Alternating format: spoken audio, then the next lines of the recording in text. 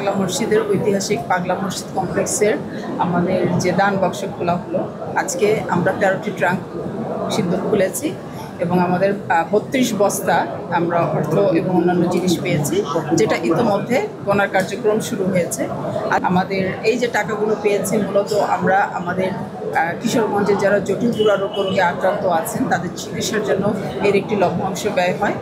এছাড়া আমাদের এই মসজিদটি পরিচালনার জন্য যে যারা কর্মকর্তা কর্মচারী আছেন তাদের বেতন এবং ভাতার জন্য ব্যয় হয়, আনসার সদস্যদের জন্য কিছু ব্যয় হয়। এছাড়া আমাদের যে মাদ্রাসাটি আছে সেই মাদ্রাসাটি পরিচালনার জন্য একটি অর্থ ব্যয় হয়।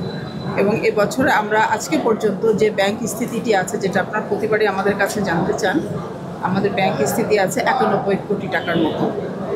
এবং আজকে আমরা আশা করছি যে বিগত দিনের থেকে এবার আরও বেশি সংখ্যক টাকা জমা হবে।